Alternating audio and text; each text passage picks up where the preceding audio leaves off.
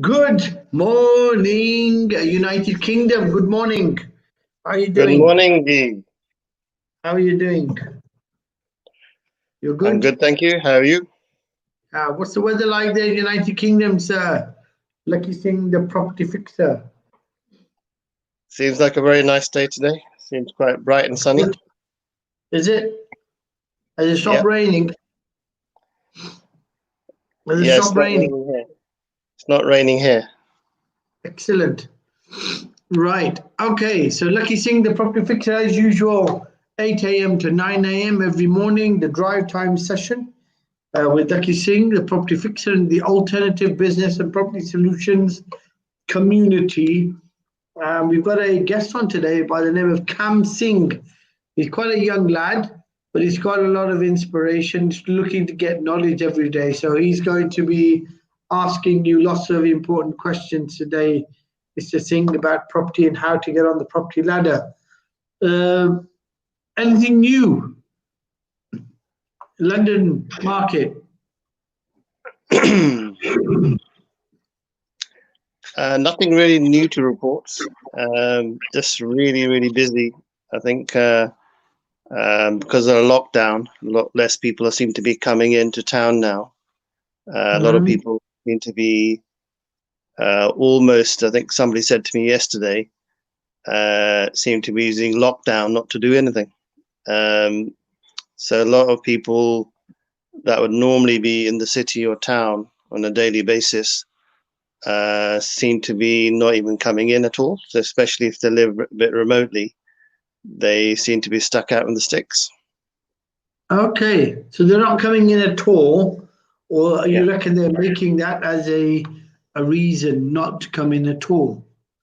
Do you think they're not interested in doing business or what? Well, I think when you're doing business at, you're talking about off-market properties, you're talking about buying assets from private individuals on a one-to-one basis, then that type of business doesn't really happen on Zoom or on the phone. It's more or less impossible to do that via any sort of tech. Because those sort of things need to be done really face-to-face with social distancing. So I'm finding that anybody that is serious about doing business, they'll be in town. Anybody that's, let's just say, serious, but they're not serious enough, really, you could say, they're going to be stuck in the sticks somewhere, and they're not really going to be coming in. I mean, it's for good reason. I can understand, especially if they're vulnerable. But it is a very fine line between getting business done and making money, and then protecting your health. I think, where do you draw the line?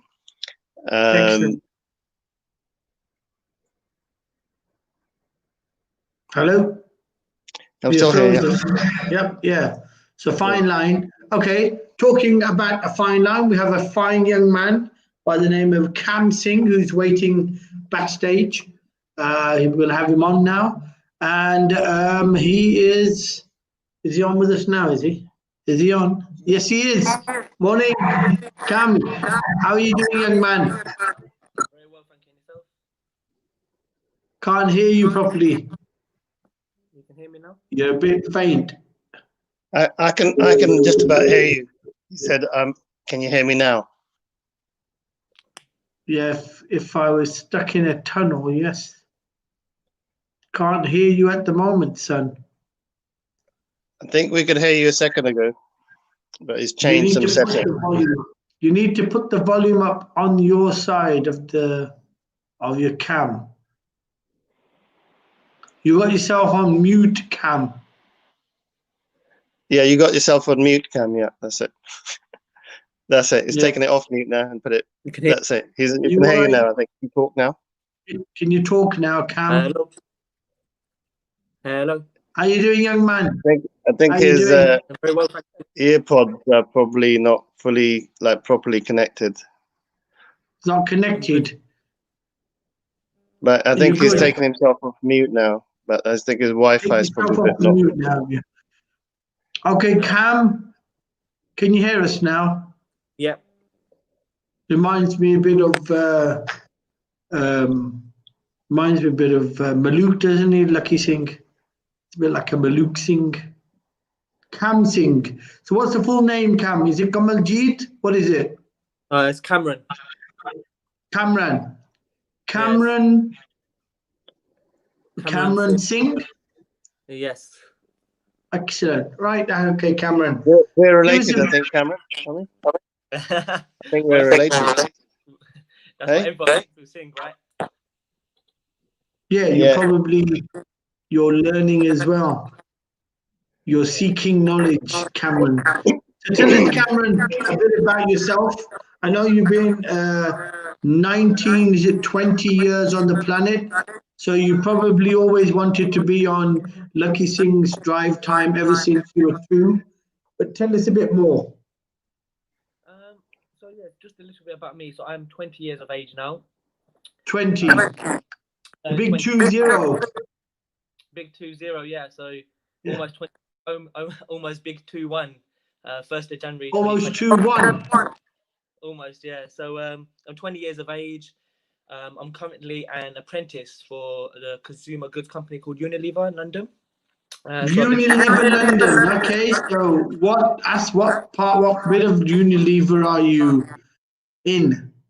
Yeah, sure. So I was in HR originally last year, but that was actually my second choice when I applied. So I managed to now get into marketing, which is where I want to be. But as people would say, cross-functional experience is never a bad thing to have. So I've been at Unilever, just obviously getting into the corporate world, building my experience. As you probably can imagine now, obviously I took the working route instead of going to university. However, I do intend qualifications, which I am at the moment. I'm studying project management, gaining some qualifications there, and yeah, it's been going really well. A bit more about myself. I'm from Kent. I love training, exercising, and one of the things that I'd say that's really changed for me this year anyway is I've always been around positive people and really good, honest people and good friends. But why I think they're really integral and important is because they're honest with me. So one of my friends this year actually just spoke to me, and I thought it was going to be about something serious, but literally he just said, I think you should become a bit more productive, maybe watch less Netflix and just use your time better. And when he started saying that, I started thinking, is he okay? Like, that's a bit, like, I took a bit of offense to it. But when he started explaining it, I really, really took it on board. So, for example, he just said, like, when I'm on a train, maybe you can pick up a language, read a book. And long story short, since then, I've just been investing in myself. It's led me to start learning more about property, which has obviously led me to getting connections on LinkedIn, like people like Lakhi Singh, watching YouTube videos, and just just improving myself. To be honest, I like to read, just improve myself every day in different ways. So that's Excellent. Excellent. So you're one of the young people on the group, so which is nice. I like to see what the youth have got to say. So how are you finding lockdown, Cam? I'll be honest with you, it's been absolutely amazing. I don't want to sound too dramatic, but I think life-changing, if I'm honest, because the things that have changed since lockdown has been amazing. So one of the things has been like my weight. So I've lost a lot of weight, but in a good way. So my physical goals, like I've got my six-pack now. I've been obviously, well, gyms have closed, during lockdown, but I managed to train at home. And that's been really good. And like I said, I've been spending a lot of time improving myself, and doing a lot of things that I wasn't doing before. And I feel like I was watching the show yesterday, and you were talking about mindset, and I totally agree with that. I think what's changed for me is my mindset, and it's just so crazy how a little change in your mindset and a little input from others and feedback from others can just change your outlook on things. And I've realized that a lot of people kind of limit themselves because of their mindset. So, but yeah, on your question, yeah, lockdown's been really good to spend time with the family as well. And yeah, I've been working remotely. Work, I said I won't be probably in the office till next March, which will be about a year by then. So that's quite crazy. Okay, so it seems like a young version of Lakhi Singh, doesn't it, Lakhi Singh? The only thing he hasn't done is walked on dog poo yet. We need to have him walk on some dog poo and visualize the environment. What do you reckon, Mr. Singh? Yeah, it's a younger version. I think maybe it could buy a couple of years. I think our age difference, me and Cameron Singh. Yeah, that's right. 20 years ago. Anyhow, but okay, Cameron, tell us something more about your experiences then. You happen to have taken benefit from the lockdown, and it's changed you from a person who was possibly wasting time to somebody who is valuing every minute you've got. What is the mindset of somebody who, and you were working as well, were you, in Lever Brothers, yeah? In Union Lever. Yeah, correct. So how come you've not been affected by the lockdown? How come not being able to go out or having to be bound in the house, at home? How come that's helped you? So yeah, it's good you said that actually, because another thing I forgot to point out was actually at the start of the first few days of lockdown. I'll be honest, it was driving me mad, and I started ringing my friend, and I just said I'm so fed up. Well, fortunately, my working role with Unity was quite quiet at the time, so I was kind of really bored, and as you can imagine, it's never good to be bored, you know. So I started speaking to him, and that's when he kind of reminded me again, like, look, you can. In this time we have now, you can do a lot of things, like open a business, learn about things, learn a language. And the reason I'd say that I haven't been affected by lockdown is obviously because I've been keeping productive and never been so I've never been bored. But I feel like there's other situations as well. So like, as you can imagine, climate's very difficult at the moment, and I could have been affected negatively if I lost my job, for example. So to be fair, my apprenticeship ended in September of this year.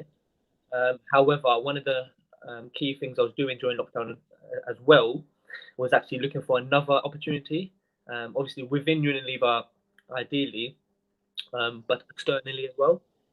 And I think that's something I am proud of, because when I realized, so what an interesting thing I could tell you is I was applying for a degree apprenticeship. So that is basically, I was doing a level 3 apprenticeship before, which is like a basic advanced apprenticeship. I was learning getting a business admin qualification. So I was applying for a degree apprenticeship, and I didn't get it, which I was quite surprised about, because I felt like I performed quite well in the interview, etc.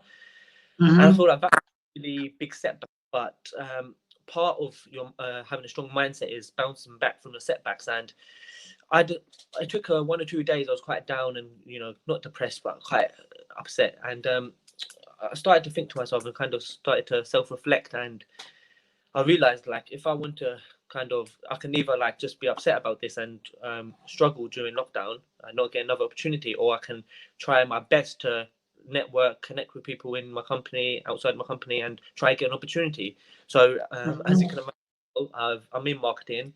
I was networking with a lot of people, and one of the people in the careers team at Unilever said there's opportunity in marketing. So I had the meeting with the director.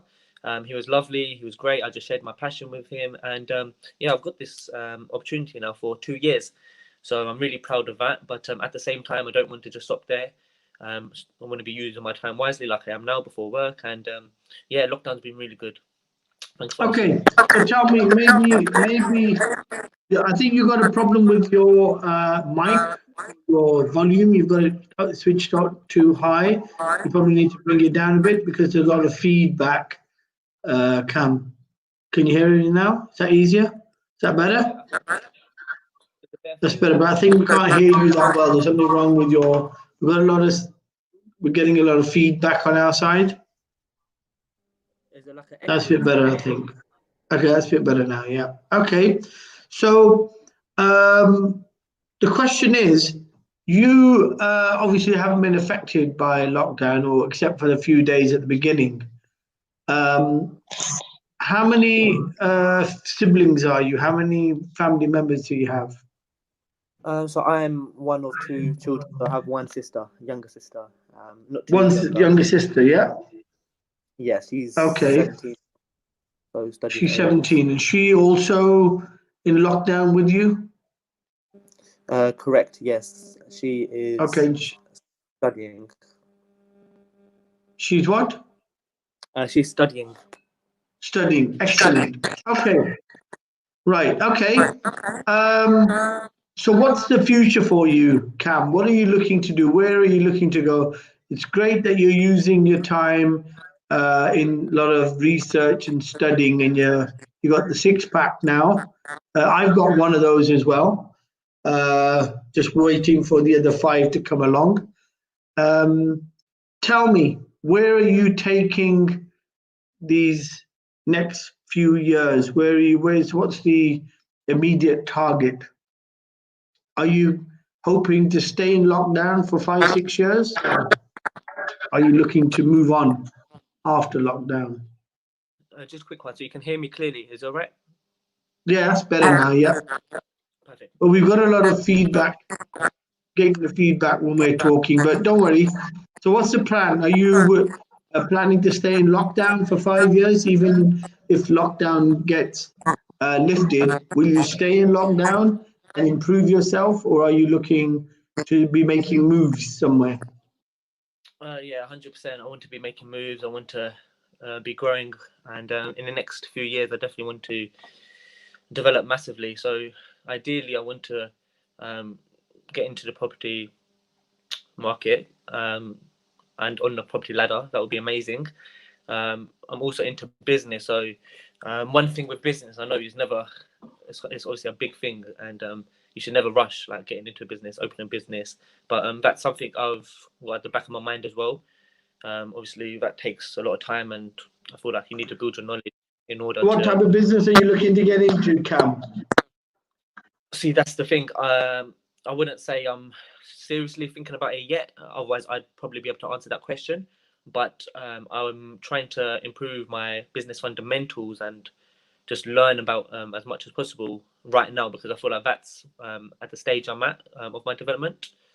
But in terms of my corporate career, I'd obviously at the end of the 2 years love to get a full-time role, develop my skills for that marketing skills, and maybe in 2 years after that corporate experience, that might Yeah, give me some ideas as well. excellent. Right. Before we go to Lakhi Singh and see the mirror of yourself 50 years on, Lakhi Singh, we've got a shout out, John Smith, Amar Ali, Sonia, who else is Amina, Mr. Burhan Noor, also very famous for making moves like you, Cam, and anybody else? Nobody else. Hannah Williams. Right, we've got a shout out from all of these who are listening in intensely to your story, Cam, and they're probably looking at you from themselves 50 years ago and thinking, if we were here as Cam now, what would we be doing? So Lakhi Singh, tell us, 50 years on from Cam, what is it that Cam is saying and doing that he should be doing better or in another way? And can you be giving him some advice about his business moves? I think luckily he's got some good people around him who've given him more of a strategic direction. Because I think looks like he was sort of just plodding along from one day to the next, or a couple of months to the next. But I think he seems to have somewhat more of a plan for the next couple of years, which I think is good, because it'll give him time to think and understand and absorb his situation. So it's all good, I'd say. So I think he's got the right sort of mindset.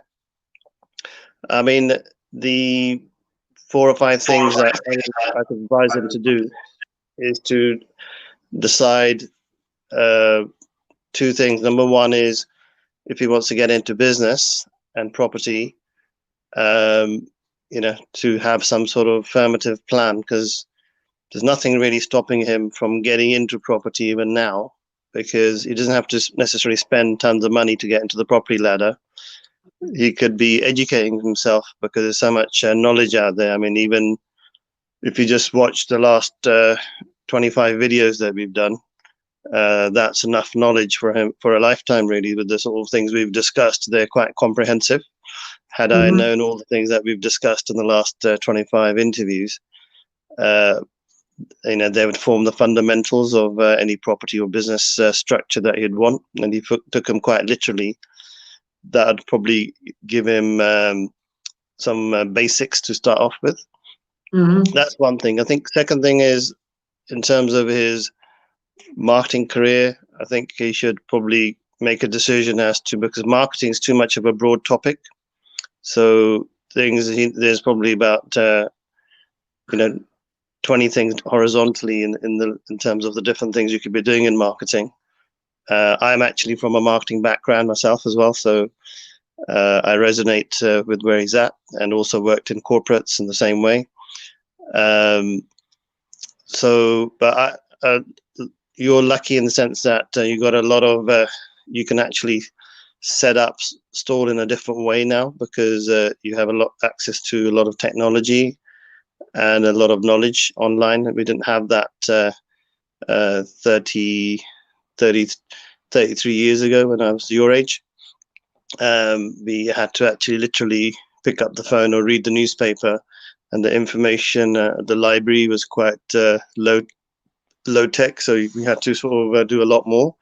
So I would suggest whatever you're doing now really works, but the additions to what you could be doing are, number one is to decide out of the 4 key areas of marketing, which are the ones that you really enjoy and you think they are the things that you could be good at. So, for example, you've got PR, you've got digital marketing, you've got social media. Within the digital marketing, you get social media, you get websites, you get something called UX, which is user design, you get graphic design, you get you've got other things such as advertising, pay-per-click, content management system, CMSs. So that's just within sort of digital. Then you actually get advertising and TV and news press. You got a lot of different areas in marketing. It's quite a large area. It's not like a small area. So you may want to think about once you do, finish up with this job after 2 years or 3 years, do you really want to get into which area you want to get into first of all? The second thing you might want to consider is whether you want to go contracting or not, or get contracts. And one of the things you could do now even is put yourself up as a contractor in marketing, a lot of websites as a consultant. So when you get jobs, try to win jobs. So you could actually set up your own digital marketing agency or PR agency. I actually went through a similar cycle where I was an employee. Then I did actually move into contracting, and ended up being on contracts for £500-600 a day as a consultant to Parliament and to organisations like the DTI and Guildford Council. But so I think if you lay the foundations now, what you've got to decide is, I'll give you a simple house analogy because I'm from the property market. Whether you want to build a mansion, or whether you want to get a 1-bed flat. So, but if you start working on the fundamentals now and develop your understanding of where you want to go, then you just work backwards. So I make it sound quite easy, don't I, BJ Sal? Yeah, you're making it sound really easy. But isn't that what life is? Very easy. It depends on how complicated you want to make it. Karen Williams says, excellent. She says it's excellent advice that you're giving to Cam. And Deborah says that she can tap into your energy, Cam. And I think she advises that you possibly turn into a tree. What was it she advises?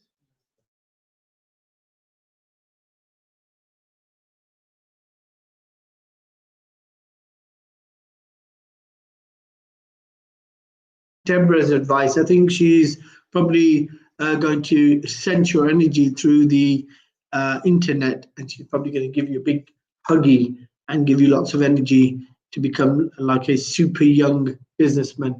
So, okay, so 5 years. Where have you planned 5 years? Where are you taking it, Cam? 5 years time. What's the pit stop? You staying in Unilever? Are you looking to fly the nest? What are you doing? Next 5 years, I want to have my own. It's quite I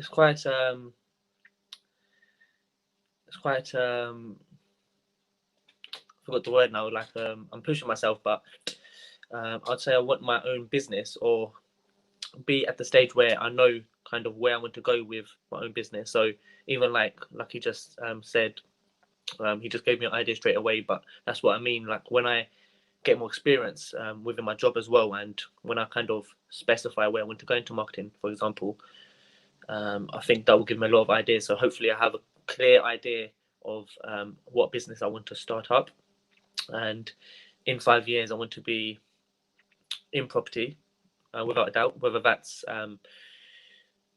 full-time or part-time, if that makes sense. My father, he's got some properties, but obviously he hasn't been in the property market as much as someone like Lakhi Singh. So I think that would be good for 5 years, definitely. It will require a lot of hard work, but I'm willing to put it in. Okay, so what do you enjoy then? What are the activities in your work that you actually enjoy? What are you very good at, or what is it that you could do day in, day out? Are you a very IT-based type of young man, or are you more of a meet and shake the flesh of people's hands? What type of boy are you? Do you like to meet people and mingle and network, or do you like to use social media more?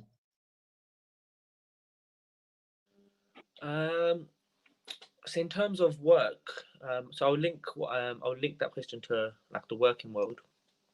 I'd say my strengths lie in building relationships with people, communicating with people. I think Lakhi said that yesterday in the show as well. Communication's so essential. I feel like that's my strength. I love communicating with people and building relationships, and I feel like that's quite useful because obviously I'm studying project management as well. And as Lakhi said, I've got to choose where I want to go into. So I feel like the fact that I'm studying project management as well, that's another kind of direction I can go into, and that also links to contracting because I know a lot of project managers are contractors. But yeah, so I feel like those two strengths, communicating and relationship building, will help obviously with stakeholders within projects as well. But I'm quite confident. I like to work in a team, and I'm quite a collaborative individual as well, I'd say. Okay. So, Lakhi Singh, what's the similarity between Cam and yourself? What do you see straight away? He's got a drive, and he's obviously enthusiastic to learn. What do you see, or where do you see this young man going in terms of, and remember there's an environment shift as well. So the environment isn't the way it's going to be. Everything is going to be somewhat differently structured after the lockdown. And we've got another lockdown, which is now, I think, in force. Lakhi, is that right? That's right. I think I can see immediately that Cameron is actually, for him, it's sky is the limit. So I think if he got on the rocket now, which I think he has, I think he'll be flying, to be honest. And I think the only thing that's stopping him is actually nothing. So what he may not realize is that the market for somebody like with his level of enthusiasm, his skills, if you've got networking skills, you'll always find a job. And if you've got you're quite tenacious and want to get into business, and he's got the ability to pick up on information and knowledge and understand things like risk and project management. All these things would be strong foundations for business. So it sounds like he's taking a very similar path. It does actually sound like another Lakhi Singh, but a better, younger, more sophisticated version, because he's going to be a lot more tech savvy. So I would suggest say the sky's the limit, mate, because with a name like Cameron Singh, you can't really go too wrong, can you? That's true. Okay. 100%. Cam, tell us something else about yourself. What are your hobbies? I mean, what other hobbies do you have? Do you play any sports? Are you into fishing, or do you write poetry? Anything else? I'm really passionate about training in terms of like the gym, so weight training, cardio training, and I feel like genetically from a young age I'm always like, I don't want to keep going on about six-pack, but I remember when I was younger as well, but like when I was like 10 years old, I always used to just do sit-ups. So one of my hobbies is obviously going to the gym quite regularly.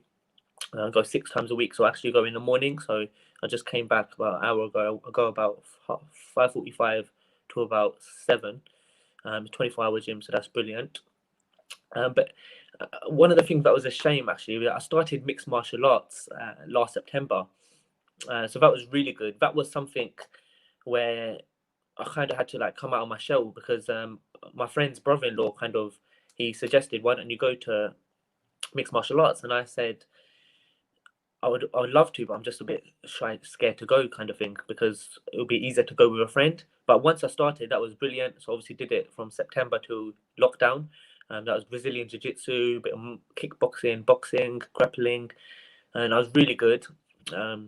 Couple of like black eyes, like Lakhi Singh earlier, a couple of weeks ago, but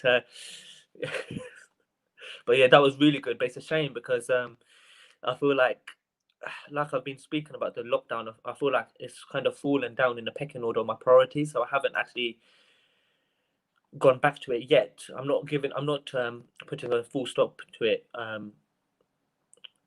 as a whole. But for now, I say I've got other priorities. But yeah, there's some of my hobbies. I like to read as well. I've read quite a few good books. Like you probably heard of some of them, like Rich Dad Poor Dad. Currently reading a book called Extreme Ownership. So that's someone, Jocko Willink, his name is, and it really teaches you how to be a leader, take ownership of loads of things, how to obviously build successful teams and run. What's Rich Dad Poor Dad about then? Is that about a rich dad and a poor dad? Yeah, you're spot on there. So basically, it's about a child called Robert, who's author, and he had his normal father, and he had his friend's dad, and basically the stories teaching you principles in a story way. So basically, one of his dads had a he was really involved in that, like the normal system, so like the 9 to 5, getting a high paid job, not investing your money and taking risks. Yeah, and the other father was more risk taking. He valued business more, so like starting up your own business or making money in different methods. And I feel like you learn loads of key principles. Some of the parts of the book is quite not controversial, but you can argue some of the points and some of the principles, but the core principles in the book is fantastic. And I'd recommend it to anyone obviously younger than me, because a lot of people older than me have probably read it, but if you haven't, it's a really good book. But I actually had one question. I had one question actually from Rich Dad Poor Dad, and actually wanted to ask you both actually. So one thing I got from the book, it says buying a house is not actually a asset. So just before I ask you before I get your answer, I kind of understand what he means. So what I believe he means is, if you just buy like your house, you're going to get costs from that house, and instead of getting inflow, you obviously getting outflow, because obviously expenses, maintenance costs. But where I disagree is, obviously, if you have houses that are to let, so you're letting them out, I feel like they surely are assets, right? So what's your opinion on that statement? Yeah. Yeah, go on. Go already. I think we'll let Lakhi answer the question, because he's actually read the same book, Rich Dad Poor Dad. It's one of his favorites. He actually used to sleep with it under his pillow, I think, at one time. Lakhi Singh. That's right. I think I've got the series as well. I think there's there's lots of different ones that follow on from there. It's a very good question. I think if you keep it very, very simple, what he's saying is why it's not just a house. I think buying anything that's actually depreciates in value has got no appreciation. If you're using it, it's a liability. So if you've got a mortgage, but there's no income coming from it, then what he's saying is that then why basically buy the house is the key thing, key principle. So which in some ways, from a practical point of view, doesn't make sense. But if you're not getting into business, you're a 9-to-5er and you just want a house to live in, then it's not really an investment. It's more so a place to live in. But obviously, if you're a business person, there's a strategy out there where you can make money. So you just got to put whatever he's saying into context, which is a lot of people in the UK, they take advantage of something called residential relief. So you don't have to pay any tax when you buy a house. So they buy a house to live in, a business person, do the house up. They might buy it for 300, spend 50, and then resell it for 600 by doing an extension or bringing some value it by getting some sort of planning on it. So it's called a sort of like a value add strategy. So yeah, I would agree that buying a house just for the sake of living in it, it's got no income or no potential. That doesn't make any sense from a business point of view. So if you bought a house, if you extended it, got planning permission to build another house next to it, or you built 3 flats next to your house in an annex or something and rented them out, got an income from it, yeah, then it makes sense to actually buy that house. So I think you're right. It's a sort of like a double question. Okay, before I answer that question, we've got the wonderful Sonia who's dialed in to ask a question. Sonia, can we have you? You're backstage still. Where are you? Here we are. I'm here. Sonia, Hiya. how are you doing? I'm good, thank you. Sonia's come in to ask a question directly. Fire away, Sonia. I think it's really refreshing to hear someone as young as Cam get involved in, have the right mindset at such a young age. And I really wished I had the same people behind me at the time to actually inspire me and motivate me to, set a path in life. And it just so happens that I've actually accidentally fallen into the things that I've done without any planning. And I've literally had to flap my arms and swim to keep my head above the water in order to pursue the path that I've wanted to pursue. Because there's been lots of people, because you may find as you progress through your career that there'll be people around you that will try to be really negative and tell you that you can't. But as long as you've got the focus, you're in the right mindset, and you've got that passion and commitment to know where you want to go to and where you want to get to, you're going to get there. So it's really lovely, because I've got a son myself who's just a couple of years older than you, and he's wanted to become a clinical psychologist since the age of 11. Wow, so he's actually focused. Yes. Yeah, so he's so he knew from an early age what courses he needs to take, what university he needs to get to, what grade he needs to get, and he actually took time out to volunteer. He worked in the profession for a year unpaid, and it cost me bloody fortune, but it was his dream. And now that he's graduated, he's really focused on what role he wants. So there's, you know, there's lots of other roles on the periphery, but he's really driven and determined that, you know, he wants a particular role because he knows that particular role will take him to where he wants to go. Sonia, the question then for this young man, what question do you have then, apart from the fact that it's really a fresh breath of air to see somebody so young he's got ideas, at least if they're not focused, he has ideas and he's got energy about him. So what's the question? What's the question? What drives you and motivates you every day to follow your path? Cam. Yeah, so just first of all, yeah, thanks for the compliments and thanks for the comments you made. I really appreciate that. So answering your question, I think it's my purpose. So my purpose is my purpose is to give back to my family. So I feel like that really drives me because they've done so much for me, and the least I can do is give back to them. And I know it's like sometimes, like, I think they might not even need it, but I feel like the least I can do is just give back a little, whether that's taking them on holidays or just getting things with them. I feel that's what drives me, and making them proud is the main thing, really, because it's not about tangible assets. Excellent.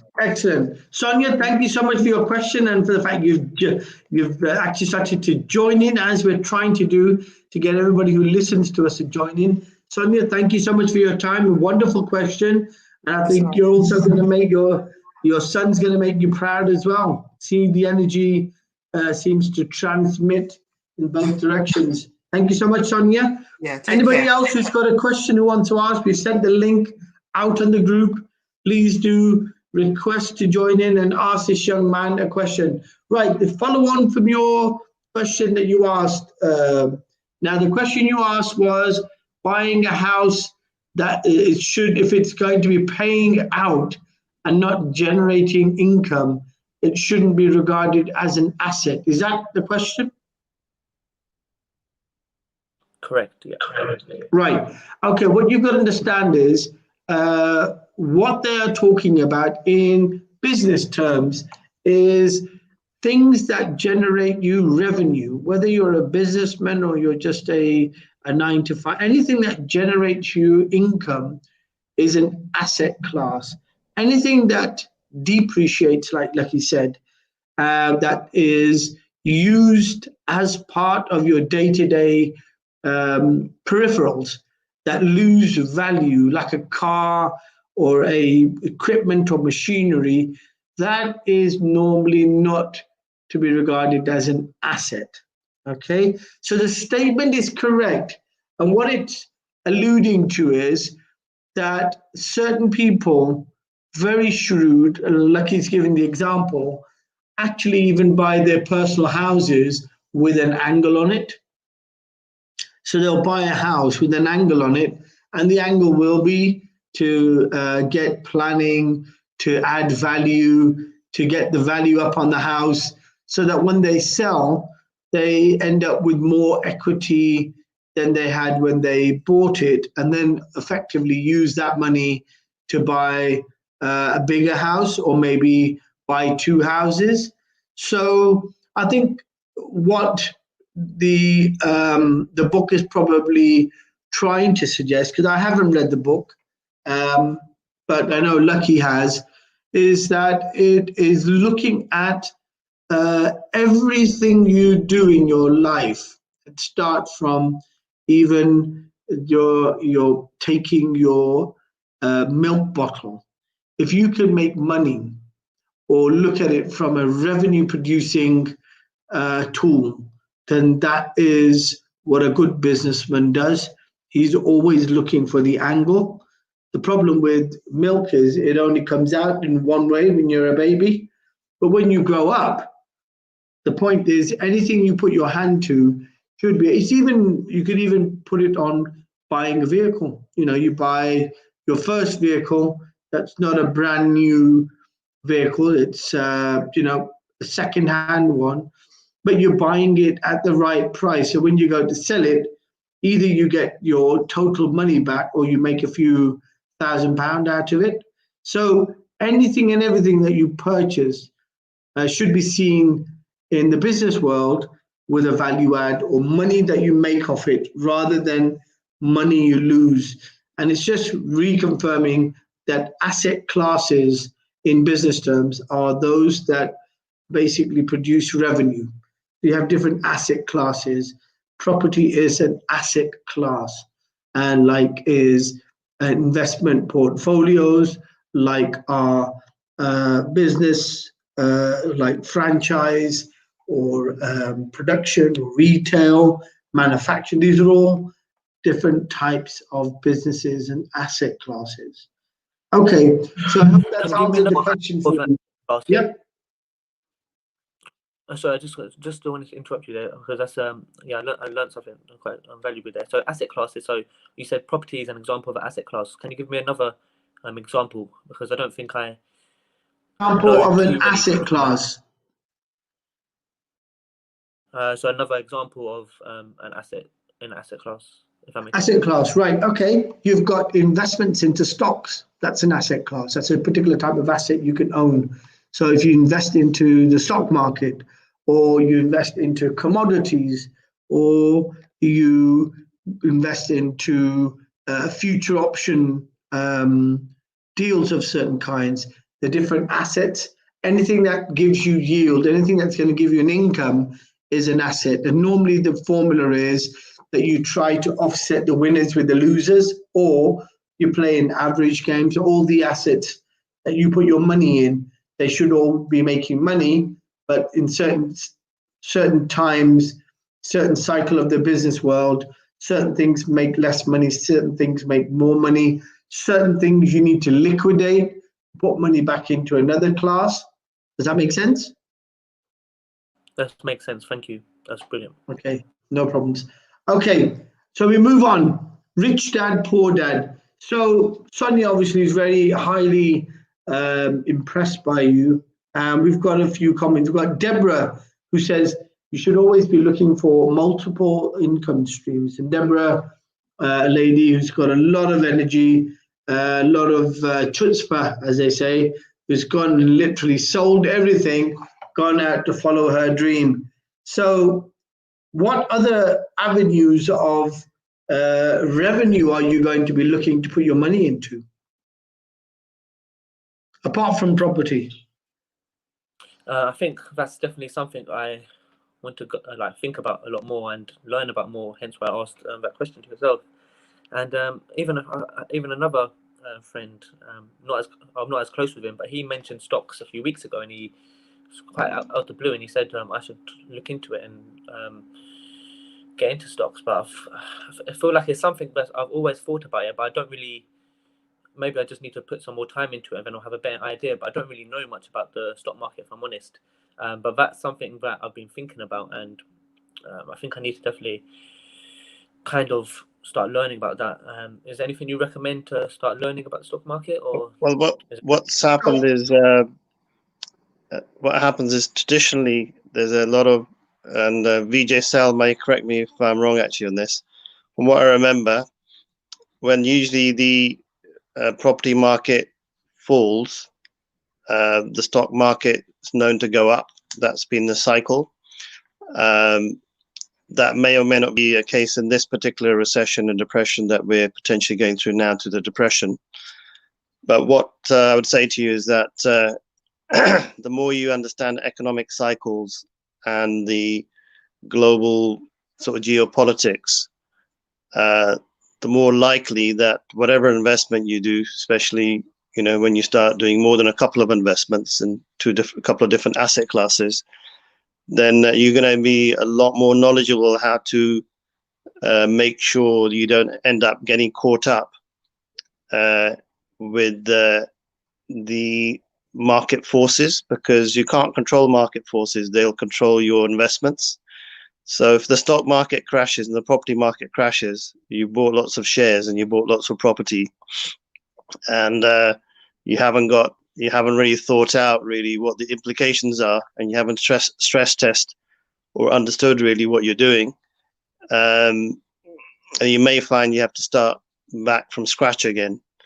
So I think that's actually very important. What do you reckon, VJ Sal? I think just to add to what Lakhi said there to you, son, is that the property market directly is proportionate to the interest rates, remember. So all properties, the property industry as a whole is sustained by financial tools.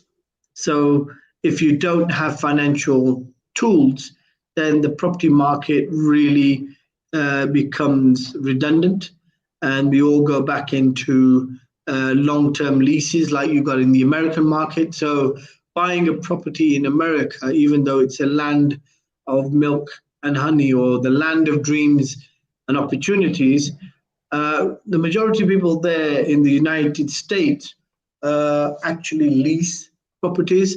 So it's only a very top-tier elite class for people with very good incomes that actually look to purchase mortgages. Hence, the major crash, Freddie Mae and Freddie Mae and Fannie Mac, is it? Or is it Freddie Mac and Fannie Mae? Either way around. I think it's Freddie Mac and Fannie Mae, yeah. Fannie Mae, yeah, collapsed. Now, these are all the cycles, like Lakhi said, there are particular cycles, economic cycles. So the property market is directly proportionate to the interest rate.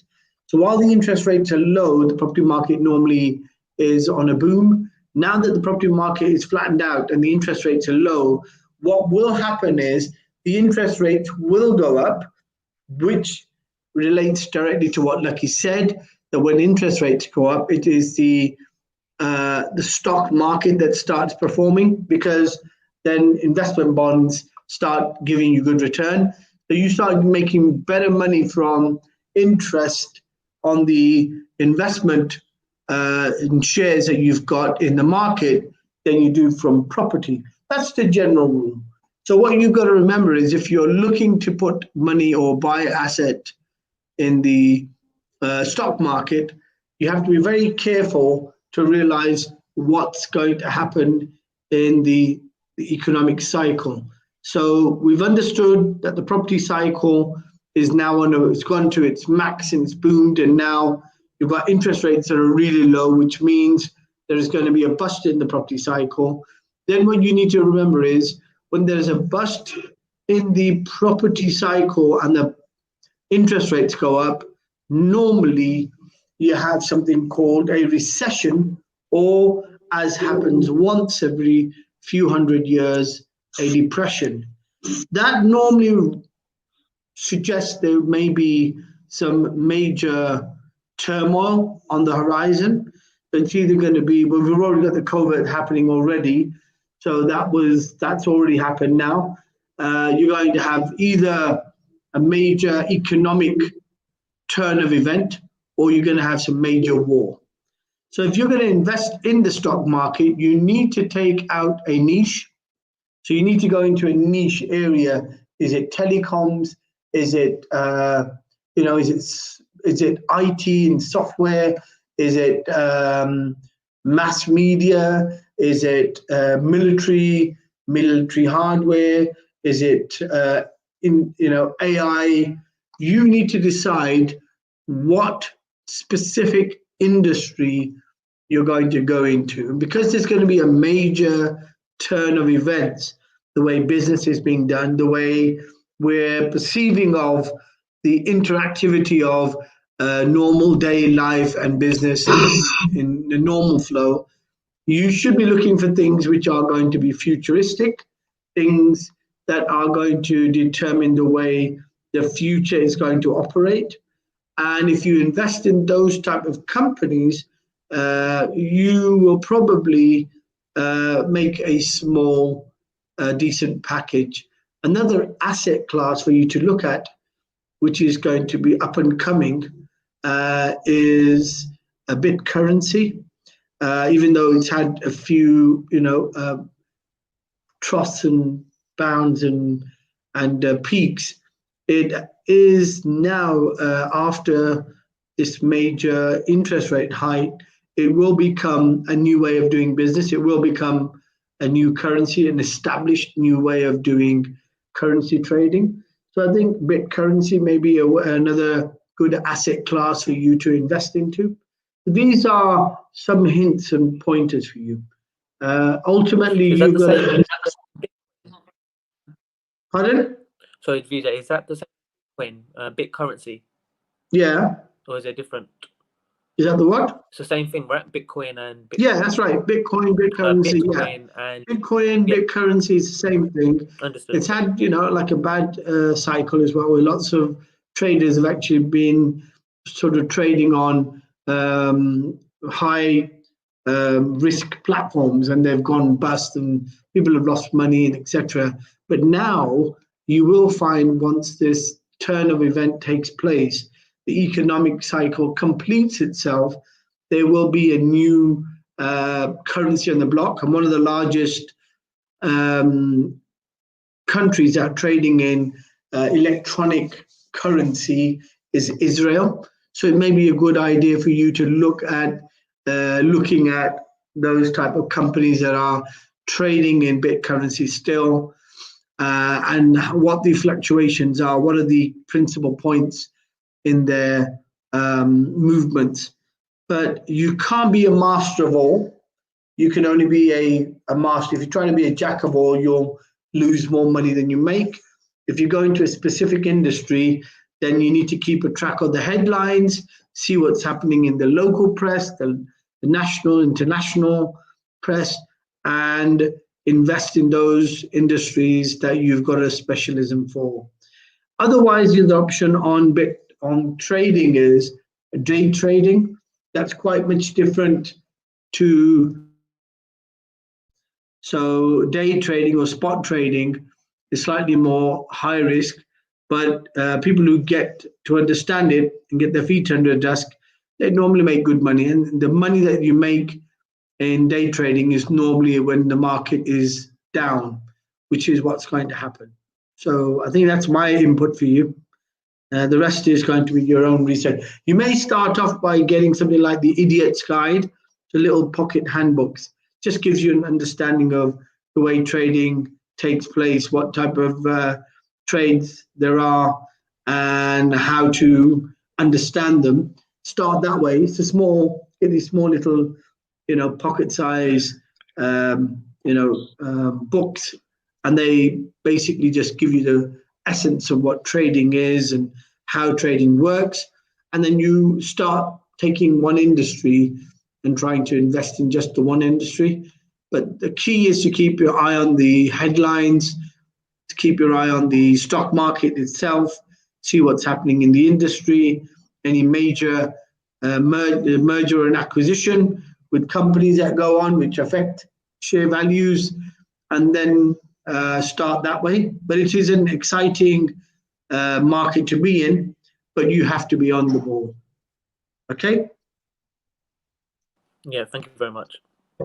Okay, we're in the last minute. So last minute, Lakhisingh, any advice for the young Mr. Kam Singh? I think one of the things I was thinking for you, Cameron, just before I was asked this question, is that I think if you invest in your knowledge, one of the mistakes I made, I think, was that when I was starting off, I might have had a very sort of 9-to-5 mindset, and it's difficult to get outside the 9-to-5 mindset if you don't know otherwise. So I think you need to surround yourself with at least 5 successful people in business and property who will make sure that you don't actually get stuck in the 9-to-5 mindset, because the 9-to-5 mindset is all about, do I have to get up in the morning on a Monday and go to work? And will I be in on time? And you've got to be treated a bit like a child at work. So really, you want to be the daddy, you want to be the boss. Doesn't mean you have an attitude at work with people, because they're not going to be able to comprehend your capability. So you really got to work on your mindset, and you really got to be thinking like you are, Richard Branson. Yeah. You're gonna Billionaire's mindset. Yeah. So you're going to put the time and effort in, and actually, I think your training is going to be a perfect analogy for the type of the work you're going to do in business. So to be honest with you, I reckon by the time you're 22, you could probably have made your first couple of £100,000. So just need to make sure that you get your get your knowledge right, get the right people around you, and start working on maybe one asset class which you want to be successful in. Excellent. And get knowledge of 2 other asset classes so that you're a bit more diverse in your understanding of things. Okay. Excellent. Lakhi Singh, thank you much for your wonderful advice to the energetic, inspiring young Kam Singh. Kam Singh, I hope it's been a lovely one morning with you, chatting, getting to find out there's lots of people out there bursting, become the new wave of entrepreneurs. Look forward to seeing you in the future. Take it, Lakhi Singh, 8 a.m. to 9 a.m. tomorrow. We have the lovely, what's her name? Julia Ford on tomorrow. So we'll be speaking to her tomorrow during the drive time. And we invite everyone to drive, to actually call in and ask your question, just like Sonia did. It'd be wonderful to hear everyone's questions in person. Take care, Kam Singh. Kam Singh. 8 a.m. to 9 a.m. Very much.